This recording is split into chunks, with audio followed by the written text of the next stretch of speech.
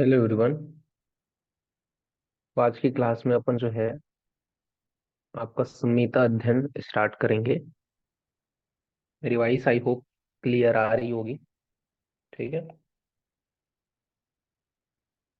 Start करते हैं। तो आज का जो क्लास है वो तो संहिता अध्ययन के फर्स्ट जो आपका लेक्चर है, इसमें सबसे पहले तो मैं आप लोगों को बता देना चाहता हूँ। ठीक है, इसका इंट्रोडक्टिव पार्ट पहले पढ़ना जरूरी है। और यहाँ पे जो जो भी चीजें मैं पढ़ूंगा, आपकी क्लासेस कैसे होंगी, क्या क्या चीजें रहेंगी, वो सभी चीजें मैं यहाँ पे क्लियर कर देना चाहता हूँ। ठीक है, तो सबसे पहली बात तो ये है कि संहिता अध्ययन जो है उसको अपन पढ़ेंगे। तो संहिता अध्ययन में मैं पूरा बेसिक से पढ़ूंगा, बेसिक से in the sense A to Z, कि अगर एक भी एमसीक्यू क्वेश्चन अगर आया तो उसको भी आप मिस मत करो। इस टाइप से अपन पढ़ाएंगे। ओके, तो इस टाइप से अपन देखेंगे। और ऐसा नहीं है कि अननेसेसरी श्लोकस को अपन देखते रहेंगे। जो इंपॉर्टेंट श्लोकस है वही मैं लर्न कराऊंगा। अननेसेसरी जो पार्ट है, ठीक है, जो आपको उतना ज्यादा ध्यान नहीं देना, उसके ऊपर अपन फोकस नहीं करेंगे। फोकस उसी के ऊपर करेंगे जो एग्जाम में आता है और आएगा ही आएगा। ऐसे पॉइंट के ऊपर मैं फोकस करूंगा। और बेसिकली स्टार्ट करते हैं तो आज का क्लास। ठीक है, तो संहिता अध्ययन स्टार्ट करने से पहले इसमें आपको थोड़ा सा इंट्रोडक्टिव पार्ट आपको समझना पड़ेगा कि संहिता कहते किसको है। ठीक है, आयुर्वेद में संहिता कौन से हैं, इसके इंट्रोडक्टिव पार्ट आपको सबसे पहले समझना पड़ेगा। तभी आपको जो है क्या आप चीज पढ़ रहे हैं वो आपको समझ में आएगा। तो सबसे पहले यहाँ पे आपका आयुर्वेद में जो संहिता है उसके विषय में अपन बात करते हैं। तो जो संहिता है, आयुर्वेदिक जो संहिता है, उसको अगर मेजरली अपन देखें तो दो भाग में डिवाइड किया गया है। कौन से वो दो भाग? तो एक है आपका बृहत्तरीय और दूसरा है आपका लघुत्तरीय। अब बृहत्तरीय, बृहत्तरीय हिंदी में बृहत का मतलब क्या होता है? हिंदी में बृहत का मतलब होता है बड़ा। लघुत्तरीय, लघु का मतलब क्या होता है? तो हिंदी में आपका ये संस्कृत में लघु का मतलब होता है छोटा। बृहत्तरीय के अंतर्गत ऐसी संहिताओं को रखा गया है जो क्या है, बड़े हैं, जिनमें संख्या या स्थान ज्यादा है, या फिर ये बोल सकते हैं चैप्टर ज्यादा है या डिटेल्ड है चीजें, उसको अपन क्या बोलेंगे, बृहत्तरीय। लघुत्तरीय मतलब जो छोटी संहिता है, जिसमें पार्टिसिपेशन है और कम मात्रा में चीजों को समरी में बता दिया गया है, वो आपका एक क्या है, लघुत्तरीय। अगर बेसिक रूप से अपन समझने के लिए दृष्टि से अपन देखें तो। ओके, तो सबसे पहले अपन बात करते हैं बृहत्तरीय। अगर आपको कभी भी एग्जाम में क्वेश्चन पूछे जाए बृहत्तरीय के अंतर्गत कौन सी संहिता आती है करके, तो बृहत्तरीय के अंतर्गत जो संहिता आती है वो तीन संहिता है। कौन सी संहिता है? तो चरक संहिता, दूसरा है सुश्रुत संहिता, और तीसरा है आपका अष्टांग हृदय। तो चरक संहिता, सुश्रुत संहिता, और आपका कौन सा है, अष्टांग हृदय। तो ये प्रमुख रूप से है। अब इसमें भी आपका जो सिलेबस है, जो फर्स्ट ईयर में BA MS फर्स्ट ईयर में आप जो पढ़ते हो, उसका जो सिलेबस है, इसमें आपका जो संहिता अध्ययन है, इसमें आपको क्या क्या चीजें पढ़नी है जो सिलेबस के अकॉर्डिंग है। तो उसमें आपको चरक संहिता का सूत्र स्थान का 1 से लेकर के 12 तक का जो चैप्टर है, अध्याय है, 1 to 12 तक का जो चैप्टर है सूत्र स्थान का, वो आपको पढ़ना है।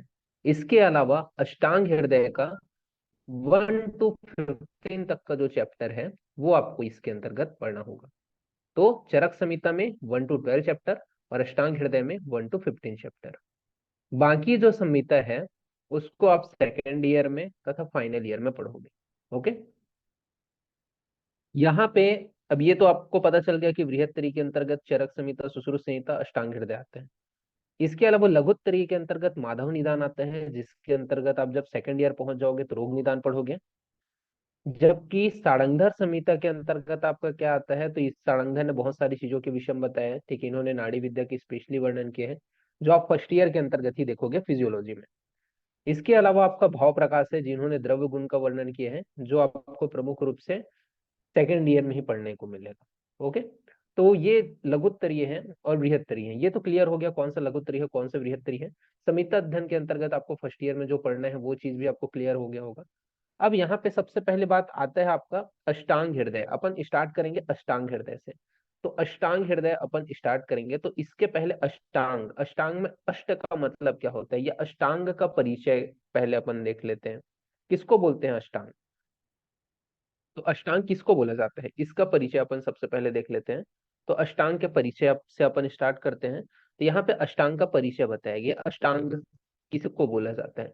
तो अष्टांग बोला गया है कि लोकोपकार की दृष्टि से विस्तृत अष्टांग आयुर्वेद को 8 अंगों में विभाजित किया गया है। कितने अंगों में? 8 अंगों में। संस्कृत में अष्ट का मतलब क्या होता है? 8। ठीक है, 8 जो है वो आपको संस्कृत में 8 बोलते हैं। ठीक है, तो 8 अंगों में जो लोक उपकार मतलब इस लोक के कल्याण की दृष्टि से जो आयुर्वेद है उसको कितने भागों में विभाजित किया गया है? तो 8 भागों में विभाजित किया गया है। इसलिए इसे अपन क्या बोलेंगे? अष्टांग कहेंगे। ओके। अब यहाँ पे अपन थोड़ा सा आगे बढ़ते हैं और कुछ और पॉइंट्स को डिस्कस करते हैं। अष्टांग हृदय और अष्टांग संग्रह। ठीक है, ये 2 रचनाएं हैं जिसके रचयिता कौन है? तो वांग जी है। ठीक है, एक के बृहद वांग है और एक लघु वांग है। आप प्रमुख रूप से याद रखो कि वांग ने दोनों संहिता लिखी है। ठीक है, अष्टांग हृदय और कौन सा? अष्टांग संग्रह। ओके, इसके रचयिता कौन है? वांग है। इसके अलावा महर्षि वांग ने अष्टांग हृदय में टोटल कितने स्थान बताए हैं? तो 6 स्थान बताए हैं। ओके। जो बृहत्तरीय जब आप पढ़ोगे तो उसको क्या है? स्थान में डिवाइड किया गया है। स्थान इन द सेंस आप कैसे समझ सकते हो? प्रॉपर, जैसे कि सूत्र है उसको एक स्थान पे बता दिए है, निदान को एक स्थान पे बता दिया। जैसे एग्जांपल के लिए आप समझो, आपको कोई खाने के लिए दिया जाए। ठीक है, कोई भी खाने के लिए आपको, सिंपल सी बात है, ये बोल सकते हैं कि खाने के लिए अब आपको बहुत सारी चीजें मिल गई हैं। बहुत सारी चीजें, जैसे कि एग्जांपल के लिए आपको चॉकलेट ही मिल गए हैं। ठीक है, चॉकलेट आपको कम से कम 6 चॉकलेट, या फिर ये बोल सकते हैं 12 चॉकलेट, 12 के अराउंड आपको चॉकलेट मिले। ये मैं समझाने के लिए, स्थान किसको बोलते हैं उसको समझाने के लिए, आपको 12 चॉकलेट मिले हैं। अब ये 12 चॉकलेट है। ठीक है, इसको, इसमें से कई डेयरी मिल्क हैं, तो कई क्या है आपके अलग हैं। ठीक है, इक्लियर्स हैं, तो कई और कोई चॉकलेट है, या फिर कई 5 स्टार है, तो कोई मंच है। ऐसा करके ये पूरा 12 चॉकलेट है। तो आप क्या करोगे? आपको बोला जाए तो इसमें अपन क्या करेंगे, देखेंगे। जैसे कि अपन लोगों ने इस 12 चॉकलेट में से पहले अपन लोगों ने 3 को देखा, तो वो क्या थे? आपके इक्लियर्स थे। ठीक है, फिर 3 को देखा अपन लोगों ने, तो 3 कौन से थे? आपके डेयरी मिल्क थे। और इसके अलावा जो बच गए 6 थे, वो कौन थे? आपके 5 स्टार थे। तो ये जो 12 है, तो ये पूरा क्या कहलाएंगे? चॉकलेट्स कहलाएंगे। ठीक है, ये क्या कहलाएंगे? 12 जो आपको मिले वो क्या है? तो 12 तो चॉकलेट्स ही हैं। आप चॉकलेट ही बोलोगे, कुछ भी चॉकलेट, ऐसा पर्टिकुलरली क्लियर्स ये वो तो बात की बात है। तो ये 12 क्या थे? चॉकलेट थे। इन चॉकलेट्स में से इक्लेयर्स कितने थे, डेयरी मिल्क कितने थे, या 5 स्टार कितने थे? ये जब आपको पूछा जाए तो ये एक हिसाब से इसको समझने के लिए, वही मैं बोल रहा हूँ, ये स्थान है। कि जब निदान स्थान है, जैसे कि आप समझोगे कि निदान के विषय में जहाँ पे वर्णन किया गया है, जिसमें आपको पढ़ने को मिलेगा कि कॉजेज जिसको बोलते हैं। ठीक है, इस काम को करने की वजह से या इस चीज की वजह से ये डिसीज होता है। तो निदान स्थान का जहाँ पे वर्णन किया गया, या सूत्रों के विषय में जहाँ पे बताया गया, उनको एक ही स्थान पे पिरोया गया है या एक ही स्थान पे रखा गया है, ऐसे श्लोकस को। तो उसको क्या बोलेंगे? स्थान बोलेंगे। तो इस प्रकार से 6 स्थान बताए गए हैं अष्टांग हृदय में। अब ये 6 स्थान कौन से हैं, ये भी अपन यहाँ पे क्लियर कर लेते हैं। कौन से 6 स्थान यहाँ पे बताए गए हैं उसको। तो 6 स्थान अपन देखें, तो सबसे पहले यहाँ पे अपन बात करते हैं सूत्र स्थान। ठीक है, अब यहाँ पे देखो, अब इसका आपको प्रमुख रूप से जो 2 चीजें याद रखनी है, एक तो आपको स्थान, दूसरा आपको अध्याय। ओके, अगर सूत्र आप याद नहीं रखते हो तो आपको फर्स्ट ईयर के लिए उतना नेसेसरी नहीं है। ओके, ये इतना ज्यादा नेसेसरी नहीं है। बाकी आपको चीजों को याद रखना पड़ेगा। सूत्र को अगर याद नहीं रखोगे तो भी चलेगा, बाकी ये 2 चीज को याद रखना पड़ेगा। अब जैसे कि स्थान कौन से हैं, तो सूत्र स्थान, शारीर स्थान, निदान स्थान, चिकित्सा स्थान, कल्प सिद्धि स्थान और उत्तर स्थान। अब सूत्र स्थान में क्या है? जो सूत्र है, श्लोकाज है, उनके विषय में बताया गया है एक हिसाब से। शारीर स्थान के अंतर्गत जो शारीर से रिलेटेड जो वर्णन है, ठीक है, जैसे कि गर्भ की प्रकृति वगैरह, ये सारी चीजें उससे रिलेटेड वर्णन किया गया है। निदान स्थान मतलब जो निदान है, कॉजेस है कोई भी डिसीज को होने के, या फिर किन कैसे काम करोगे या क्या चीजें करने की वजह से जो है कोई डिसीज होता है, वो निदान में बताया जाता है। चिकित्सा स्थान में आपको समझ में ही आ रहा है कि ट्रीटमेंट से रिलेटेड जो चीजें हैं या फिर जो टॉपिक्स हैं वो चिकित्सा स्थान में है। कल्प सिद्धि स्थान मतलब आपको आगे जाकर के आप पढ़ोगे पंचकर्म के विषय में, यानी आपने सुना भी होगा कि बहुत सारे ट्रीटमेंट जो होते हैं, या पंचकर्म का नाम तो आप आयुर्वेद में हो तो बिल्कुल सुना होगा। तो पंचकर्म में अपन जब ट्रीटमेंट करते हैं तो कोई ना कोई मेडिसिन बनाते हैं, या कोई ना कोई औषधि के थ्रू अपन उसको ट्रीट करते हैं। ठीक है, या कल्प बना करके देते हैं। तो वो क्या है, कल्प सिद्धि में आपको देखने को मिलेगा। इसके अलावा आपका है उत्तर स्थान। तो ये आपके प्रमुख रूप से 6 स्थान बताए गए हैं अष्टांग हृदय में। ओके। नॉर्मली अपन बात करें तो सबसे अधिक जो है वो किस में बताया गया है, जो चैप्टर्स हैं वो आपका उत्तर स्थान में बताए गए हैं। 40 चैप्टर्स हैं किसमें, उत्तर स्थान में। जबकि आपका शारीर और कल्प सिद्धि स्थान में 6 चैप्टर है। तो सबसे अधिक और सबसे कम को पहले याद रख लो। ओके। तो उत्तर में सबसे ज्यादा 40, और शारीर और कल्प में कितना कितना, 6 6 है। इसके बाद में अपन जो है मिडिल रेंज को याद करेंगे, जैसे कि सूत्र स्थान में 30 चैप्टर है, और चिकित्सा में कितने हैं, 22 चैप्टर है। ओके। निदान में कितने हैं, तो 16 है। तो 16 को आप याद कर सकते हो, ठीक है। तो धीरे क्रमशः कम होता गया है, 30 हुए हैं, फिर 22 हुए, फिर 16 हुए हैं। तो इसको आपको थोड़ा सा याद रखना है। इस प्रकार से अगर अपन टोटल काउंट करते हैं तो 120 चैप्टर्स आपको अष्टांग हृदय में देखने को मिलेगा, जिसमें से हमें प्रमुख रूप से भी पढ़ना तो है सूत्र स्थान का 1 to 15 चैप्टर अपने को पढ़ना है। क्लियर हुआ। स्टार्ट करते हैं। तो फिर अब अपन प्रमुख रूप से ये इंट्रोडक्टिव पार्ट हमने खत्म कर लिया। अब यहीं पे मैं कुछ चीजों को और डिस्कस कर देता हूँ, जैसे कि अगर आपको पूछा जाए पद किसको बोलते हैं, ठीक है, वाक्य किसको बोला जाता है, शब्द किसको बोलते हैं, इसके अलावा स्थान किसको बोलते हैं, फिर तंत्र किसको बोलते हैं, तो शब्द किसको बोलते हैं, जो वर्ड्स होते हैं। ठीक है, जैसे कि अपन बात करें सूत्र, दो चीजों से बना है, तो स बस क्या हो जाएगा आपका, सूत्र, स बस क्या हो जाएगा, शब्द हो जाएगा, वर्ड हो जाएगा। पद किसको बोलेंगे, तो ये पूरा जो आपका है सु और त्र, ये दोनों मिलकर के बने हैं। ठीक है, तो सूत्र जब अपन बोल रहे हैं ये दोनों को, तो वो क्या है, आपका पद कहलाएगा। फिर पूरा जो है सूत्र और स्थान, ये दोनों जब आपस में मिल गए हैं, यानी कि दो पद जब आपस में मिल जाते हैं तो पूरे एक वाक्य को बनाते हैं। ओके। और वाक्य जब पूरा मिल जाता है तब क्या है, एक प्रॉपर चैप्टर को बनाते हैं। ठीक है, टॉपिक को बनाते हैं। ठीक है, वाक्य मतलब टॉपिक हो गया, स्थान मतलब जो चैप्टर है वो हो गया, और तंत्र, ठीक है, तो तंत्र मतलब पूरा जो आपका ये बोल सकते हैं, पूरा जो आपका बुक है उसे अपन क्या बोलेंगे, तंत्र कहेंगे।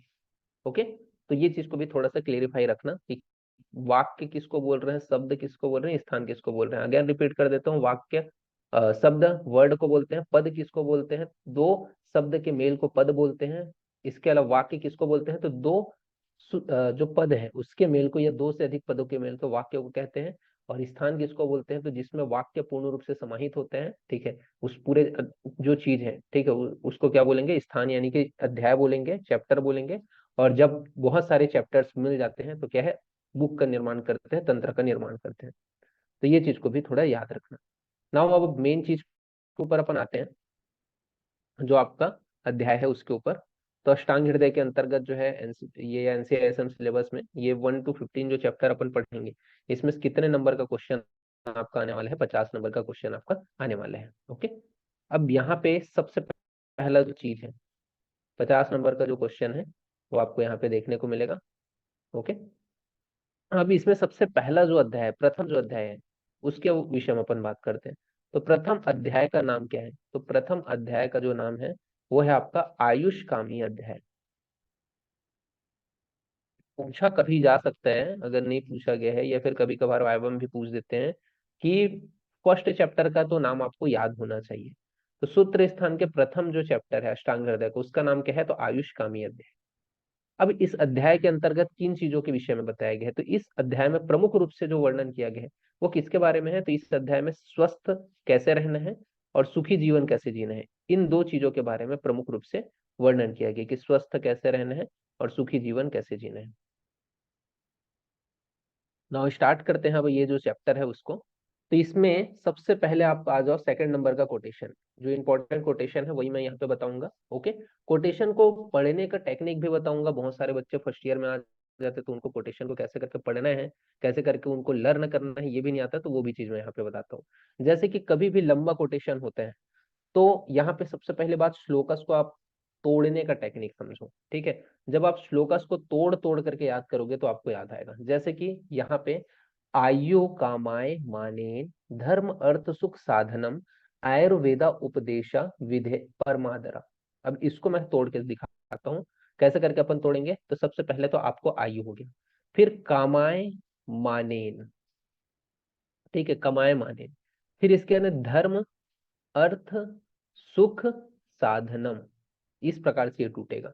धर्म, फिर अर्थ, फिर सुख, फिर साधनम, फिर आयुर्वेदा उपदेशा, ठीक है। तो दो भाग में टूटा, आयुर्वेद प्लस उपदेशा, फिर विधेय परम आदरह, ठीक है, विधेय परम आदरह, तो ये भी दो भाग में टूट गया।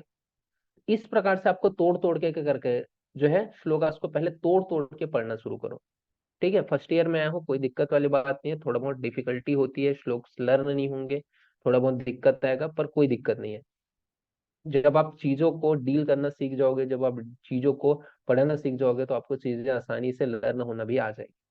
ओके, तो श्लोकास को तोड़ तोड़ करके याद करना शुरू करो। और सबसे बड़ी बात, इसमें प्रैक्टिस ज्यादा मांगता है। अगर आप ये सोच रहे हो कि मैंने आज कोई श्लोक याद कर लिए है और मैं कल उसको हमेशा जिंदगी भर उसको याद रखूंगा, तो ये पॉसिबल नहीं है। ओके, तो एक डायरी बना लो। अभी से मैं बता रहा हूँ, फर्स्ट ईयर में आप हो, ओके, जो जो इंपॉर्टेंट श्लोकस मैं क्लास में बताऊंगा वो आपको लाइफ टाइम काम आएगी। तो जो जो इंपॉर्टेंट श्लोकस है उसको एक डायरी बना लो, छोटा सा पॉकेट डायरी, उसमें वो सारे श्लोकस को नोट आउट कर लो। और वो श्लोकस को हर दिन, जब भी आप 5 मिनट या 10 मिनट या 15 मिनट जहां पे भी जा रहे हो, इधर उधर जा रहे हो, जब भी आपको टाइम मिल रहा है, तो 2 मिनट के लिए उसको खोल के जरूर देखना या रिवाइज जरूर करना।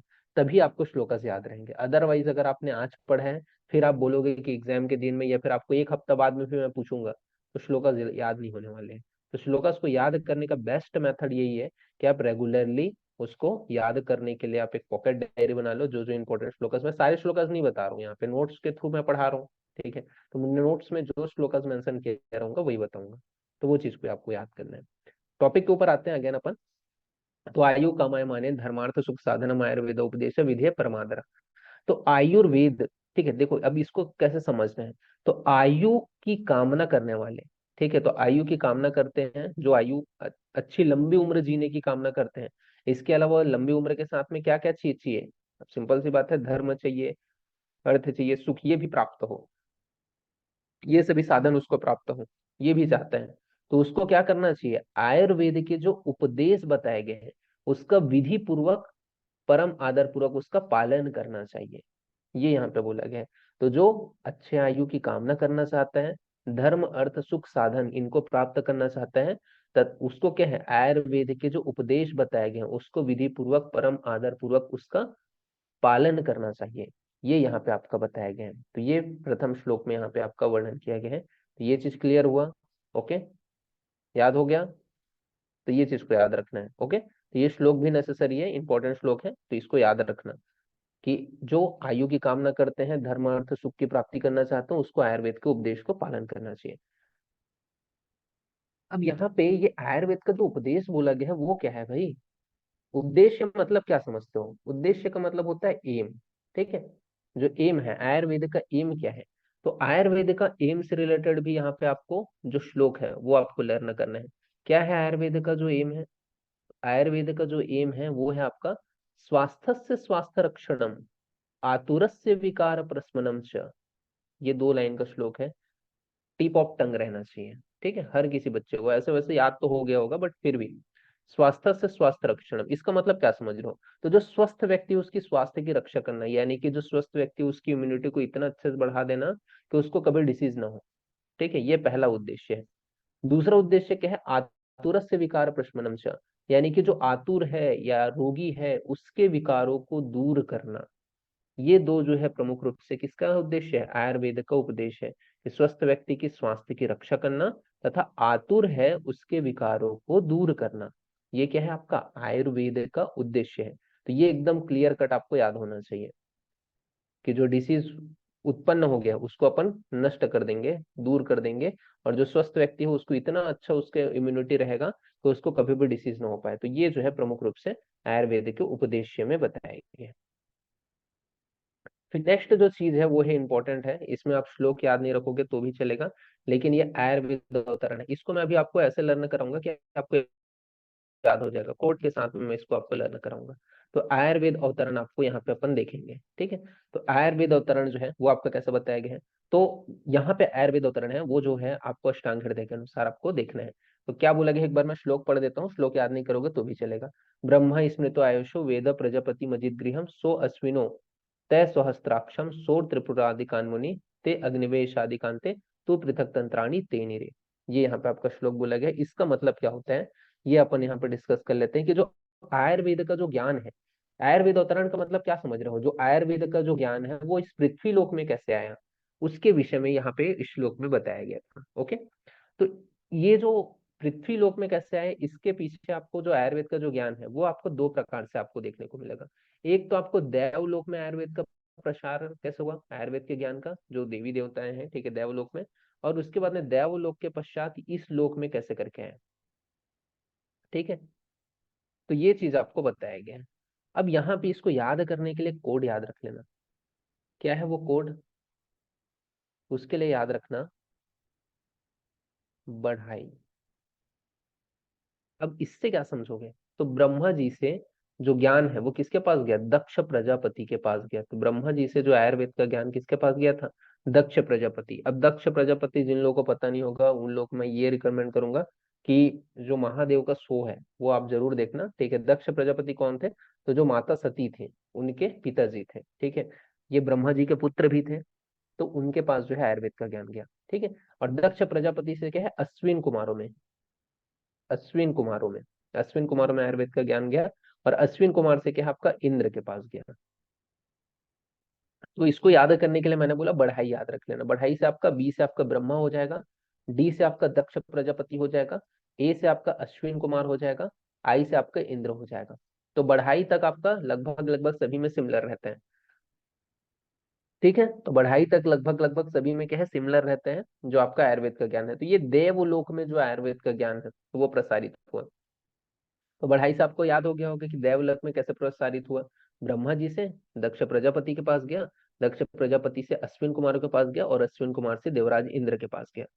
अब इस लोक में कैसे आया, तो आयुर्वेद का जो अवतरण है वो इस लोक में, पृथ्वी लोक में कैसे हुआ, उसके विषय में बात कर लेते हैं। तो पृथ्वी लोक में आपका आयुर्वेद अवतरण के विषय में बताया गया है कि आत्रेय आदि ऋषि से अग्निवेश के पास गया। किसके पास, जो आत्रेय आदि ऋषि थे, इंद्र से किसके पास गया ज्ञान, आत्रेय आदि ऋषियों के पास गया, और आत्रेय आदि ऋषि से क्या है, अग्निवेश के पास गया, ठीक है। तो ये जो है आपका क्या है, इस लोक में आयुर्वेद का ज्ञान बताया गया है।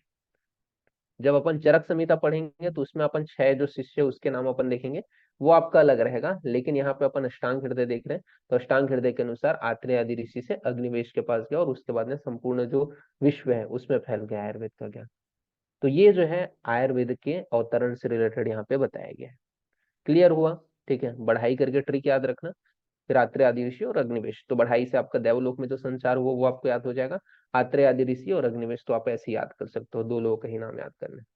नाउ नेक्स्ट अपन इंपॉर्टेंट टॉपिक को अपन बढ़ते हैं, जो very very most important topic है, इससे एग्जाम में क्वेश्चन आएगा ही आएगा ऐसा आप मान के चलो, ठीक है। और इसमें मैं जो जो श्लोकास बताऊंगा उसको थोड़ा लर्न कर लेना, ठीक है, बहुत इंपॉर्टेंट है। बात करेंगे अपन लोग अष्टांग आयुर्वेद के विषय में, अष्टांग आयुर्वेद के विषय में बात करेंगे। तो अष्टांग आयुर्वेद, अष्टांग मतलब 8 चीजें हैं, ठीक है। अष्टांग आयुर्वेद के अंतर्गत क्या है, 8 चीजें आ जाएंगी। अब ये अष्टांग आयुर्वेद जो है इससे रिलेटेड, अब अष्टांग के विषय मैंने बता दिया था 8 चीजें हैं, आयुर्वेद के 8 अंगों के विषय में इसमें अपन बात करेंगे। तो इसके लिए श्लोक नंबर 5 है, ठीक है, वो आप याद करना क्या बोला गया है। तो ये श्लोक वेरी मोस्ट इंपॉर्टेंट है, नोट आउट कर लेना। काय बाल ग्रहो ऊर्ध्वांग, जैसे मैंने बोला तोड़ तोड़ के याद करो। पहला क्या है, काय, फिर है बाल, फिर ग्रह, फिर ऊर्ध्वांग, फिर शैल्य, फिर दृष्टा, फिर जरा, फिर वृषाण, ठीक है। इस प्रकार से तोड़ तोड़ के याद करना कि काय बाल ग्रहो ऊर्ध्वांग शैल्य दृष्टा जरा वृषाण अष्ट अंगानी, ठीक है। तो अष्ट अंगानी तस्याहु चिकित्सा येसु संसृता। तो ये श्लोक आपको लर्न होना चाहिए। एक बार मेरे साथ में बोलो, क्या बोला मैंने, काय बाल ग्रहो ऊर्ध्वांग शैल दृष्टा जरा वृषान अष्टवंगानी तस्याहु चिकित्सा येषु संसृता। 2-3 बार इस श्लोक को प्रोनाउंस करो। ठीक है, अगर आप ये सोच रहे हो कि नहीं भाई हम पढ़ लेंगे सर के बताने के बाद में, हम लोग बाद में कर लेंगे, तो वैसा नहीं होने वाला है। मैं क्लास में ही कोशिश करूंगा कि श्लोक एटलीस्ट आप लोग को एक बार याद तो हो, या फिर कोशिश तो करूं। ठीक है, कि आपको थोड़ा बहुत दिमाग में तो आए। तो ये चीज याद रखने की कोशिश करते हैं। एक बार अगेन आप लोग बोलो, काय बाल ग्रह ऊर्ध्वांग शैल दृष्टा जरा विशान अष्टवंगानी तस्याहु चिकित्सा येषु संसृता। अब इस श्लोक का मीनिंग को समझने की कोशिश करते हैं। तो अष्ट अंगानी यानी कि 8 अंग जो बताए गए हैं आयुर्वेद के, उसके अंतर्गत क्या क्या चीजें आती है वो यहाँ पे बताया गया। तो काय चिकित्सा आता है, किसको बोलते हैं काय चिकित्सा?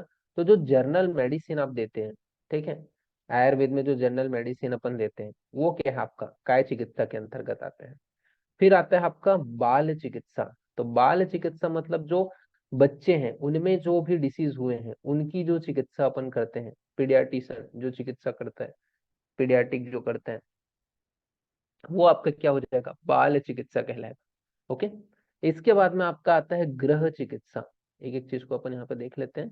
उसके बाद में आपका क्या आता है, गृह चिकित्सा। तो गृह चिकित्सा का मतलब क्या होता है, तो जो गृह से रिलेटेड, यानी कि आप जब आयुर्वेद पढ़ते हो तो आयुर्वेद में आप देखोगे, ठीक है, कि जो 6 ग्रह, सॉरी आपके 9 ग्रह हैं, उनका कोई ना कोई प्रभाव पड़ता ही रहता है। जो आपके जन्म से लेकर के मृत्यु तक जो 9 ग्रह हैं उनका प्रभाव मानते ही है हम लोग, क्योंकि देवी देवताओं को भी मानते हैं। तो इस वजह से उनके प्रभाव को क्या बोला जाएगा, आपका गृह चिकित्सा। उनसे रिलेटेड जो डिसीज होंगे आप देखोगे आगे चल करके पढ़ोगे भी, तो उनकी चिकित्साओं का वर्णन जो है अपन गृह चिकित्सा के अंतर्गत करेंगे। फिर आता है आपका ऊर्ध्वांग। ऊर्ध्वांग का मतलब क्या होता है, जो आपका अपर जो पार्ट है, ठीक है, जैसे कि मान के चलो ये बॉडी है, ठीक है, ऐसी रैंडम बना रहा हूँ भाई, ठीक है, सीरियस मत लेना। अब ये बॉडी है, इसका इतना जो पार्ट है, यानी कि नेक रीजन से अपर जो पार्ट है, इतना जो पार्ट रहेगा, इसको अपन क्या बोलेंगे, ऊर्ध्वांग बोलेंगे। तो ऊर्ध्वांग जो चिकित्सा है इसके अंतर्गत क्या क्या चीज आती है, एक तो पहला आपका ईयर, क्या क्या आता है यहाँ पे, ये ईयर हो गया, ठीक है, ये नोज हो गया, और आपका क्या हो गया, ये थ्रोट हो गया। तो ये सभी चीजें आ गई। तो ईएनटी वाला पार्ट हो गया, और क्या रहते हैं, आंखें रहती हैं, ठीक है। तो आपका क्या है, ऑप्थो वाला पार्ट हो गया। तो ऊर्ध्वांग चिकित्सा में क्या हो गया, ऑप्थेल्मोलॉजी और ईएनटी, इनसे रिलेटेड जो भी डिसीज है उनके चिकित्सा के विषय में अपन जिसके अंतर्गत पढ़ेंगे तो वो क्या है, ऊर्ध्वांग चिकित्सा। देन फिफ्थ आपका बताया गया है शल्य चिकित्सा। ठीक है, श्लोक में ही बोला गया है, मेंशन किया गया है शल्य चिकित्सा। शल्य चिकित्सा मतलब जो सर्जरी करते हैं कोई भी व्यक्ति को ठीक करने के लिए, वो क्या कहलाएगा, आपका शल्य चिकित्सा कहलाएगा। इसके बाद में नेक्स्ट है आपका दृष्ट चिकित्सा। दृष्ट चिकित्सा मतलब इसको अगत तंत्र भी बोला जाता है, जो टॉक्सिकोलॉजी बोला जाता है। जैसे कि किसी ने पॉइजन इनटेक कर लिया, अब आपके सामने में कोई धतूरा खा ले, ठीक है, या फिर कुछ और खा लिया, तो उसका ट्रीटमेंट कैसे करके आपको करना है उसको, या फिर किसी ने, किसी को सांप ने काट लिया, बिच्छी ने काट लिया, ठीक है, तो उसका ट्रीटमेंट कैसे करके करना है, कैसे क्या चीज मेडिसिन दोगे तो ठीक होगा, तो वो सभी चीजें क्या है, टॉक्सिकोलॉजी के अंतर्गत आते हैं, यानी कि दृष्ट चिकित्सा के अंतर्गत उसकी चिकित्सा के विषय में अपन पढ़ेंगे। फिर होता है आपका जरा चिकित्सा। जरा चिकित्सा मतलब ओल्ड एज। ओल्ड एज में क्या होता है, जरा का मतलब क्या होता है, वय, ठीक है, ओल्ड एज जो को एक हिसाब से बोला जाता है, ठीक है।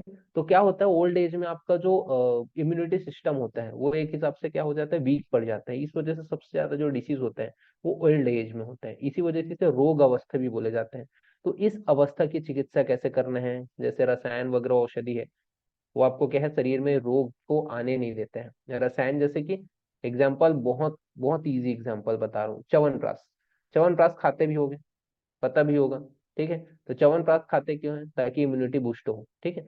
तो वो क्या है, एक प्रकार का रसायन औषधि है। तो वो क्या है, रोग अवस्था को शरीर में आने नहीं देता है, इस वजह से उसका सेवन करते हैं। तो वो क्या है, किसके अंतर्गत आ जाएगा, च्यवनप्राश का सेवन, तो जरा चिकित्सा के अंतर्गत आ जाएगा, ठीक है। फिर आपका है एट्थ जो है वो है आपका वृक्ष चिकित्सा। वृक्ष चिकित्सा मतलब वजीकरण चिकित्सा, जिसके अंतर्गत अपन क्या है, शुक्र से रिलेटेड चिकित्सा करते हैं, यानी कि स्पर्म काउंट जो है उसको बढ़ाने से रिलेटेड जो औषधि है, वजीकरण जो औषधि है उनका प्रयोग करते हैं। तो वो क्या है, आपका वृक्ष चिकित्सा के अंतर्गत आ जाएगा। तो ये क्या है, आपके आयुर्वेद के 8 अंग हैं, कौन से, काय बाल ग्रह ऊर्ध्वांग शैल दृष्टा जरा वृषान अष्टवंगानी तस्याहु चिकित्सा येसु संसृता। ओके, तो ये आपके 8 अंग हैं कि काय बाल चिकित्सा, गृह चिकित्सा, ऊर्ध्वांग चिकित्सा, शल्य चिकित्सा, दृष्टा चिकित्सा, जरा चिकित्सा और वृष चिकित्सा। इस प्रकार से टोटल 8 चिकित्साएं बताई गई। अब इन 8 चिकित्साओं को एक एक करके डिटेलिंग करेंगे अपन, डिटेल से पढ़ेंगे ये 8 चिकित्साएं कौन सी हैं। ओके, स्टार्ट करते हैं तो फिर सबसे पहले अपन बात करते हैं काय चिकित्सा के विषय में। ओके, तो काय चिकित्सा के विषय में क्या बताया गया? काय चिकित्सा मतलब मैंने जैसे बताया जनरल मेडिसिन। अगर आप इसका श्लोक याद नहीं करोगे तो इसके हिंदी भी याद रखोगे तो भी चलेगा। ओके, तो काय चिकित्सा के विषय में क्या बताया गया है, इसको मैं थोड़ा सा और अच्छे से हैंड राइटन में आपको प्रेजेंट कर दूंगा। ठीक है, तो काय चिकित्सा में श्लोक क्या बताएगा, श्लोकस को मैं इस वजह से पढ़ता हूँ, कई लोग तो हिंदी हिंदी बता करके मैं सिलेबस खत्म कर सकता हूँ। श्लोकस मेरा पढ़ने का ये एकमात्र उद्देश्य ये है कि आपको चीजें समझ में आए, क्योंकि कल परसों आपको ये फर्स्ट ईयर वाली जो चीज है वो कोई फाइनल ईयर में या फिर सेकंड ईयर में आपको कोई समझाने वाला नहीं है कि श्लोकस को ऐसे तोड़ तोड़ के पढ़ा जाता है या फिर तोड़ तोड़ के आपको याद करा जाता है या तोड़ तोड़ के समझा जाता है। ये चीज फर्स्ट ईयर में अगर आप मैं समझा रहा हूँ तो समझ ले रहे हो तो अच्छी बात है, अदरवाइज बाद में कोई समझाने वाला नहीं। तो ये चीज को याद रखना। ठीक है, तो बात करते हैं अपन लोग काय चिकित्सा के विषय में। तो काय चिकित्सा में यहाँ पे आपका श्लोक याद याद नहीं होगा तो भी हिंदी याद रख लेना। क्या बोला गया है, तो काय चिकित्सा नाम सर्वांग संसृता नाम व्याधि नाम ज्वर रक्त पीत शोष उन्माद अपस्मार कुष्ठ मेह अतिसार आदि नाम उपशमनार्थम। ठीक है, यानी कि काय चिकित्सा के अंतर्गत अपन क्या करते हैं, संपूर्ण शरीर, ठीक है, सर्वांग शरीर, संपूर्ण शरीर में जो भी व्याधि, व्याधि का मतलब क्या समझता हूँ, डिसीज। ठीक है, जैसे कि एग्जाम्पल के लिए क्या होते हैं, ज्वर होते हैं, फीवर जिसे बोले जाते हैं, रक्त पित्त जिसे अपन ब्लड से रिलेटेड जो डिसऑर्डर है उसे बोलते हैं, सोस मतलब जो ट्यूबरकुलोसिस है, ठीक है, उसको बोलते हैं, उन्माद मतलब जो पागलपन है उसको बोला जाता है, अपस्मार मतलब जो इपिलेप्सी है, मिर्गी है, उसे बोला जाता है, कुष्ठ मतलब जो आपका स्किन रिलेटेड जो डिसऑर्डर होता है उसको अपन क्या बोलेंगे, कुष्ठ बोलेंगे। इसके अलावा मेह मतलब प्रमेह मतलब जो आपका डायबिटीज है उसको अपन बोलेंगे, अतिसार, ठीक है, अतिसार मतलब डायरिया हो गया।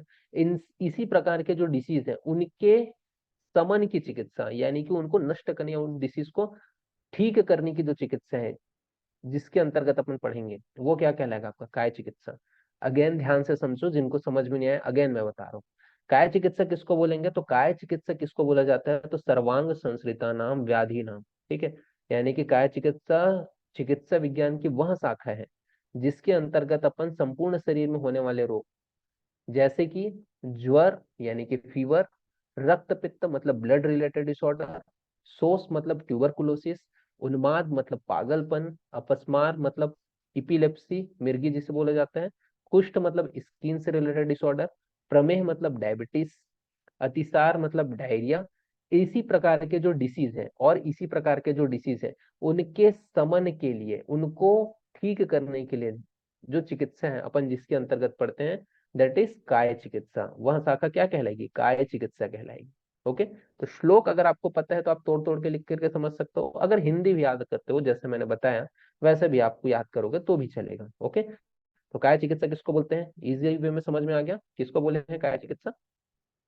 ठीक है, तो काय चिकित्सा के विषय में ये चीज याद रखना कि काय चिकित्सा चिकित्सा विज्ञान की वह शाखा है जिसके अंतर्गत अपन क्या कर रहे हैं, संपूर्ण जो शरीर में होने वाले ज्वर रक्त पित्त शोष उन्माद अपस्मार कुष्ठ अतिसार आदि की चिकित्सा के विषय में जिसके अंतर्गत पढ़ते हैं, ठीक है, वो शाखा क्या कहलाएगी, काय चिकित्सा कहलाएगी। तो पहला चीज क्लियर हो गया होगा आप लोगों को, क्लियर है। ओके, नाउ नेक्स्ट बढ़े आगे। नेक्स्ट अपन आगे बढ़ते हैं, बात करते हैं बाल रोग चिकित्सा। बाल रोग चिकित्सा में भी अगर आप इसका श्लोक याद नहीं करते हो, हिंदी याद रखते हो तो भी चलेगा। इसका श्लोक अपन पढ़ लेते हैं लेकिन, ठीक है। तो क्या बोला गया है बाल रोग चिकित्सा के अंतर्गत, तो बाल रोग चिकित्सा में बोला गया है कौमार भृत्या नाम, इसको क्या बोला जाता है, और कौमार भृत्य भी बोला जाता है। बाल रोग को और किस नाम से जाना जाता है, कौमार भृत्य बोला जाता है। तो कौमार भृत्या नाम कुमार भरण धात्री क्षीर दोष संशोधनार्थम दुष्ट स्तन्य ग्रह समुत्थानम च व्याधि नाम उपशमनार्थम। ठीक है, अब इसका मीनिंग क्या होता है, कौमार भृत्य, कौमार भृत्य किसको बोलेंगे, या बाल रोग किसको बोलेंगे, जिसके अंतर्गत कुमार, कुमार मतलब जो शिशु है जो बालक है, ठीक है, उसको क्या बोलते हैं, कुमार बोलते हैं। भरण, तो कुमार के भरण पोषण, ठीक है, उसको न्यूट्रिशन कैसे प्रोवाइड करना है, जो छोटा सा बच्चा है उसको न्यूट्रिशन कैसे मिलेगा। धात्री, धात्री मतलब होती है माता। और सभी का ऐसा मीनिंग करके कोई नहीं समझाने वाला है, इस वजह से ये मीनिंग जो मैं बताते जा रहा हूँ या फिर ये श्लोकस के जो मीनिंग बताते जाता हूँ उसको भी अपने माइंड में अभी से थोड़ा कैप्चर करना शुरू करो। मैं लिखित में दे रहा हूँ कि फर्स्ट ईयर आपका कंप्लीट होने के बाद सेकंड ईयर में आपको ज्यादा दिक्कत नहीं होगी, अगर मैं जैसा पढ़ा रहा हूँ वैसा अगर आप समझ करके पढ़ोगे तो। ठीक है। क्षीर मतलब होता है दूध। ठीक है। दोष मतलब दुष्टि। शोधन मतलब उसका प्यूरिफिकेशन। ठीक है। दुष्ट स्तन्य मतलब क्या होते हैं, जो दूषित स्तन्य है उसको ही बोलेंगे। यानी कि जो ये बोल सकते हैं ब्रेस्ट मिल्क, अगर क्या है स्तन्य बोला गया है ना, एक होता है स्तन, स्तन मतलब होता है ब्रेस्ट, एक होता है स्तन्य, स्तन्य मतलब यहाँ पे न की मात्रा आ गया है, तो ब्रेस्ट मिल्क, तो दूषित स्तन्य मतलब जो खराब ब्रेस्ट मिल्क है उसके विषय में बताया गया। ग्रह समुत्थान यानी कि ग्रह जो रोग है, जो भी जैसे मैंने बोला नवग्रह के प्रकोप की वजह से जो रोग होते हैं। व्याधि नाम उपशमनार्थम च, तो उसकी चिकित्सा, व्याधि के उपशमन की चिकित्सा। ठीक है, इन सभी व्याधियों के उपशमन की चिकित्सा। अब इसको समझो क्या बोला गया। तो कौमार भृत्य किसको बोलेंगे, तो कौमार भृत्य बाल रोग की वह शाखा है जिसके अंतर्गत कुमार यानी कि बालक के भरण पोषण कैसे करने हैं, माता जो है, धात्री जो है, उसके जो दूध है अगर वो दूषित हो गया है, ठीक है, या फिर ये बोल सकते हैं तो दूषित हुआ है तो उसका संशोधन कैसे करना है, ठीक है, उसका प्यूरिफिकेशन कैसे करना है। इसके अलावा दुष्ट जो स्तन्य है उसकी चिकित्सा कैसे करनी है। ग्रह अगर रोग है, बच्चे को नौ ग्रह के प्रकोप की वजह से ग्रह रोग होता है, तो उसकी चिकित्सा कैसे करना है, इन सभी चीजों के बारे में जिस ग्रंथ के अंतर्गत बताया जाता है उसको अपन क्या बोलेंगे, कौमार्य भृत्य बोलेंगे।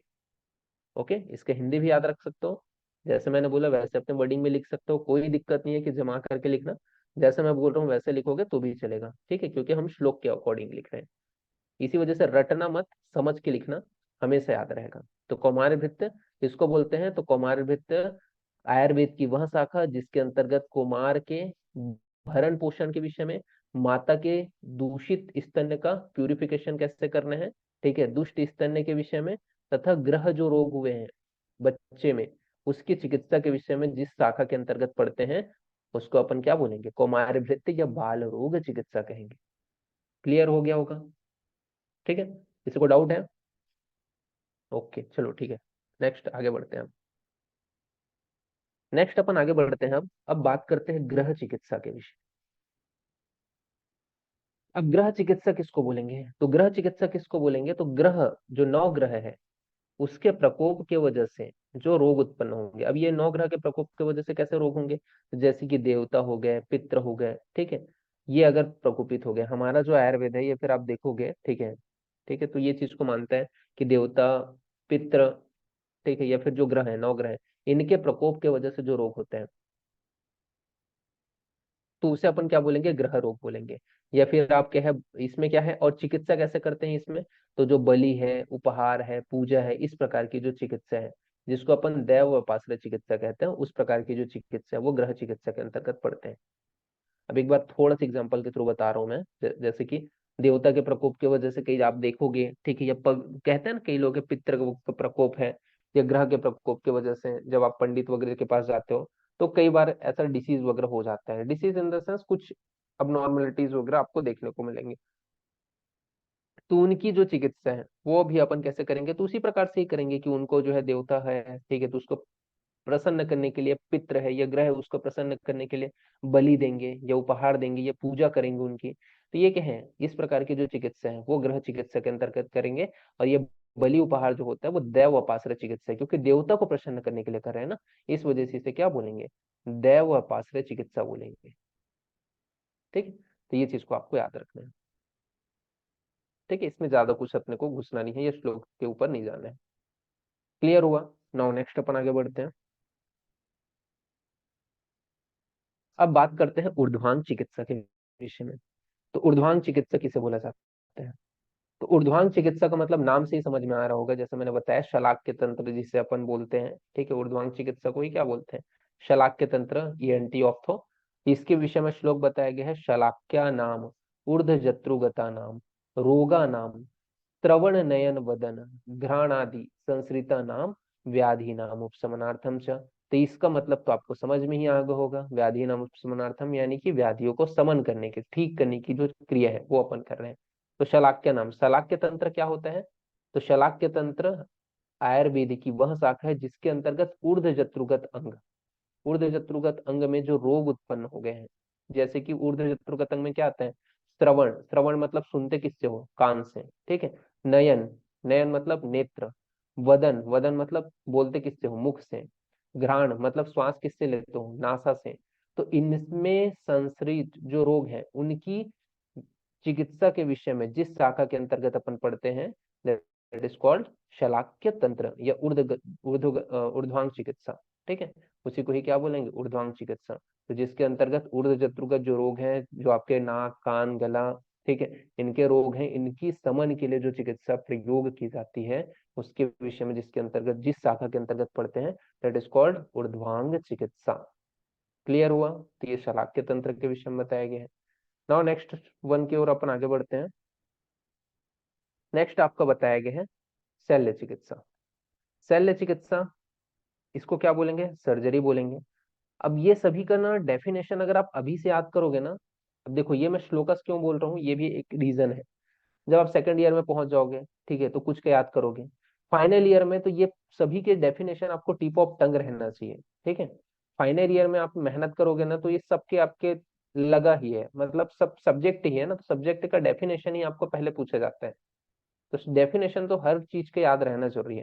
तो ये 8 अंग के जो जो श्लोकास मैं बता रहा हूँ या पढ़ा रहा हूँ, अगर उसको आप अभी याद करोगे तो आपको फाइनल ईयर में भी ये लाइफ टाइम आपको काम आएगा। ऐसा नहीं है कि अभी छोड़ करके या फिर अभी भी टेम्परेरी है, मैं पढ़ा ऐसा रहा हूँ कि इन फ्यूचर आप नेक्स्ट एग्जाम भी दो ना, तो आप मेरे बच्चे जो पढ़ रहे हैं वो एक ही बार में क्रैक कर ले वो एग्जाम को, ठीक है, और अच्छे नंबर से क्रैक करें। ऐसा नहीं है, अगर पीजी का भी दिला रहा हूँ तो एक ही बार में आप क्रैक कर लो, इस प्रकार से आप पढ़ा रहा हूँ मैं, ठीक है। तो जो श्लोकास मैं इंक्लूड कर रहा हूँ, कोशिश करना कि वो याद कर सको, और बाकी जिसको मैं बोलता हूँ मोस्ट इम्पोर्टेंट ऐसे करके, तो वो आपके लिए इंपॉर्टेंट है ही है, उसको स्किप मत करना। बाकी को जो है वो स्किप कर सकते हो, बट जो मोस्ट इंपॉर्टेंट है जो मैं बोलता हूँ उसको स्किप मत करना, ठीक है।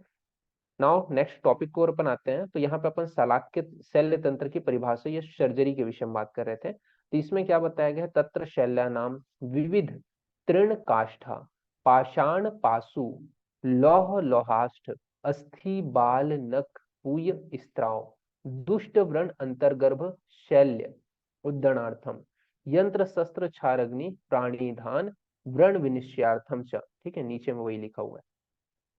अब यहाँ पे अपन बात करते हैं शल्य तंत्र किसको बोलेंगे, सर्जरी किसको बोलेंगे। तो शल्य तंत्र आयुर्वेद की वह शाखा है जिसके अंतर्गत अपन विविध प्रकार के, अलग अलग प्रकार के जो आपके तृण है, तृण मतलब जो घास है, ठीक है, काष्ठ मतलब जो लकड़ी है, या फिर पाषाण मतलब जो पत्थर है, पाशु मतलब जो धूल के कण है, ठीक है, लौह मतलब आपको पता है धातु है, लोहाष्ट मतलब मिट्टी का कण हो गया, अस्थि, ठीक है, अस्थि मतलब बोन हो गया, बाल मतलब हेयर हो गया, नख मतलब नेल्स हो गए, पूय मतलब पस हो गया, इनके स्त्राव के विषय में, तथा दुष्ट व्रण व अंतर्गर्भ शल्य। दुष्ट व्रण मतलब जैसे कि कहीं पे आपका क्या हो गया, इंजुरी हो गया, कहीं पे कट गया, चोट लग गया, ठीक है, और वहां पे आप उसने क्या है प्रॉपर वहां पे ट्रीटमेंट नहीं कराया, तो वो क्या बन जाएगा? दुष्ट व्रण बन जाएगा, ठीक है, हीलिंग नहीं होगा। तो इसके अलावा अंतर्गर्भ शैल्य, अंतर्गर्भ शैल्य मतलब क्या समझ रहे हो?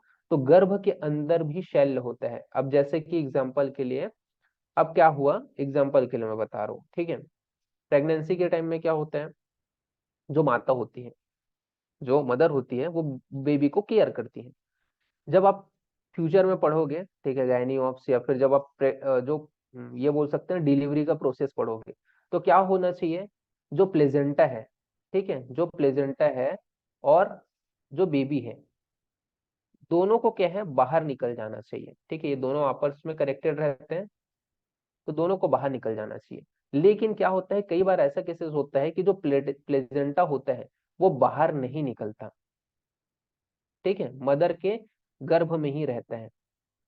तो ये क्या है, एक प्रकार का फॉरेन बॉडी है, प्लेजेंटा को बाहर निकल जाना चाहिए था लेकिन वो मदर के अंदर में ही है। तो वो क्या है, एक प्रकार का फॉरेन बॉडी का काम कर रहा है, तो इसको क्या बोलेंगे, अंतर्गर्भ शैल्य बोलेंगे। तो इसको निकालने के लिए अपन क्या करेंगे, जो प्लेजेंटा है उसको निकालने के लिए किसका यूज करेंगे, सर्जरी का ही यूज करेंगे। तो वही चीज बोला गया कि अंतर्गर्भ जो शैल्य है उसको बाहर निकालने के लिए।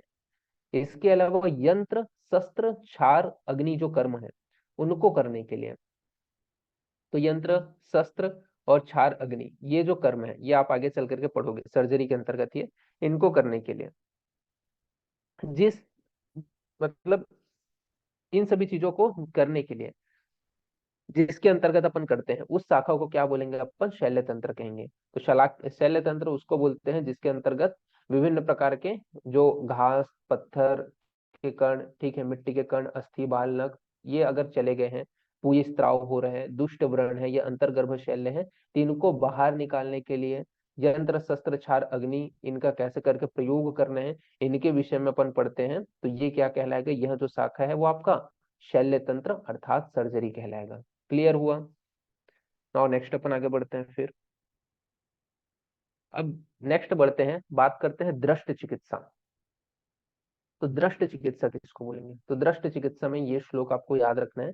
दृष्ट मतलब मैंने बताया था टॉक्सिकोलॉजी, टॉक्सिकोलॉजी में आपको ये श्लोक याद रखना है। क्या बोला गया है इस श्लोक में, तो यहाँ पे बोला गया है अदक तंत्रा नाम वि- सर्प, कीट, लूता, मूषक आदि दष्ट विष व्यंजनार्थम विविध विष संयोगे उपशमनार्थम च। ठीक है, तो ये तो समझ में ही आ गया। अदक तंत्र किसको बोलते हैं या दृष्ट चिकित्सा किसको बोलते हो, तो अदक तंत्र आयुर्वेद की वह शाखा है जिसके अंतर्गत सर्प, सर्प मतलब स्नेक, कीट यानी कि विभिन्न प्रकार के कीट, लूता यानी कि जो मकड़ी है, स्पाइडर है, मूषक यानी कि चूहा, इनके दष्ट, दष्ट मतलब अगर सांप काट रहा है, कीट काट रहा है, मकड़ी काट रहा है, चूहा काट रहा है, तो इनके काटने की वजह से जो विभिन्न प्रकार के विष उत्पन्न होते हैं, चाहे वो विष जो है कृत्रिम हो, ठीक है, या फिर वह जो विष हो प्राकृतिक हो, उसके विष की चिकित्सा के विषय में हम जिस शाखा के अंतर्गत पढ़ते हैं वो क्या कहलाएगा, अगत तंत्र कहलाएगा। तो अगत तंत्र किसको बोलेंगे, तो जिसके अंतर्गत अपन लोग सर्प, कीट, लूता, मूषक, इनके काटने की वजह से जो विष उत्पन्न हुए हैं, और किसी भी प्रकार का कृत्रिम या प्राकृतिक विष उत्पन्न अगर हुआ है शरीर में, तो उसके उपशमन के लिए जो चिकित्सा अपन पढ़ते हैं, ठीक है, वो किसके अंतर्गत पढ़ते हैं, तो अदक तंत्र के अंतर्गत पढ़ते हैं। ठीक है, तो ये हो गया दृष्ट चिकित्सा, या इसी को ही अदक तंत्र भी बोला जाता है। क्लियर हुआ। नाउ नेक्स्ट अपन आगे बढ़ते हैं। अब बात करते हैं यहाँ पे जरा चिकित्सा के विषय में। तो जरा चिकित्सा में क्या बताया गया, तो जरा चिकित्सा के अंतर्गत जैसे मैंने बोला ओल्ड एज, ठीक है, तो ओल्ड एज में अपन क्या है, रसायन वगैरह है, ठीक है, ये इसी को ही क्या बोलेंगे, रसायन तंत्र बोलेंगे। तो औषधि जो शरीर में क्या है, जरा अवस्था को आने नहीं देते, मतलब रोग की अवस्था को आने नहीं देता, तथा बल वर्ण तथा रोग प्रतिरोधक क्षमता को शरीर में बढ़ाता है। तो ऐसी औषधियों के विषय में अपन जिस शाखा के अंतर्गत पढ़ते हैं आयुर्वेद के, दैट इज कॉल्ड जरा चिकित्सा। क्लियर हो गया। नाउ नेक्स्ट अपन आगे बढ़ते हैं। अब बात करते हैं वृक्ष चिकित्सा। तो वृक्ष चिकित्सा के विषय में क्या बताया गया है, तो वृक्ष चिकित्सा मतलब होता है वजीकरण। अब वजीकरण मतलब होता है क्या, मैंने क्या बताया था, तो जो शुक्र है, स्पर्म है, ठीक है, उसके विषय में बताया गया। तो उसी को क्या बोलते हैं, वीर्य बोलते हैं। तो शुक्र को ही, स्पर्म को ही क्या बोलते हैं, वीर्य बोलते हैं। तो अगर ये कम है, ठीक है, अगर शुक्र कम है, या फिर दूषित हो गया है, या फिर इस क्षीण हो गया है, या फिर ड्राइनेस आ गया है, शुष्कता आ गया है, या फिर किसी के शरीर में प्रॉपर जो है स्पर्म बन नहीं रहा है, तो इनके विषय में अपन जिस शाखा के अंतर्गत पढ़ते हैं, ठीक है, इसकी चिकित्सा के विषय में कि अल्प, दूषित, ठीक है, दुष्ट हो गया है, क्षीण हो गया है, शुष्क हो गया, पुष्टि हो गया है, इनके विषय में इनकी चिकित्सा, ये अब दोष है शुक्र के, ठीक है, ये क्या है, दोष है शुक्र के। तो इन दोषों की चिकित्सा के विषय में जिस शाखा के अंतर्गत पढ़ते हैं वो क्या कहलाएगा, आपका वृक्ष चिकित्सा या वजीकरण चिकित्सा कहलाएगा। तो इस प्रकार से आयुर्वेद के 8 अंगों का यहाँ पे वर्णन किया गया है। क्लियर हुआ आयुर्वेद के 8 अंग। कोई दिक्कत है, कोई डाउट है, ठीक है। तो यहाँ पे ये जो प्रथम जो आपका पार्ट है, ठीक है, इस चैप्टर का आपका थोड़ा सा बड़ा चैप्टर है, इस वजह से इसको अपन पार्ट करके अपन देखेंगे, ठीक है। तो ये जो प्रथम जो पार्ट है वो यहाँ पे आपका फिनिश होता है। साथ ही साथ मैं ये जो टॉपिक है, ठीक है, या फिर इस जो नोट्स है जिसको मैं अभी आपको सेंड करूंगा, इसका मैं पासवर्ड भी आप लोग को बता देता हूँ। तो अष्टांग आयुर्वेद, ठीक है, तो अष्टांग आयुर्वेद के विषय में आपको याद रखना है। ये मेनली इसका पासवर्ड रहेगा। ओके, 8AYU कैपिटल में आप लिखोगे तो ये जो पीडीएफ है वो आपको ओपन हो जाएगा। ओके, बाकी आपको क्लियर नोट्स आपको अवेलेबल हो जाएंगे। ओके, तो इस प्रकार से आपको देखना है। अष्टांग आयुर्वेद इंपॉर्टेंट इसमें टॉपिक है। साथ ही साथ अपन लोगों ने क्या क्या चीजें आज देखी, तो सबसे पहले अपन लोगों ने इंट्रोडक्टिव पार्ट देखा कि संहिता होती क्या है। सेकंड हमने क्या देखा कि जो आयुर्वेद है उसका उद्देश्य क्या है, प्रयोजन क्या है, ये हमने देखा। थर्ड जो थिंग है वो अपन लोगों ने देखा कि अष्टांग आयुर्वेद होता क्या है, उसके अंतर्गत क्या क्या चीजें आती हैं। नेक्स्ट क्लास में अपन इसके आगे का जो टॉपिक है वो कंटिन्यू करेंगे। Okay, clear? तो आज के लिए इतना ही। ठीक है, तो फिर थैंक यू।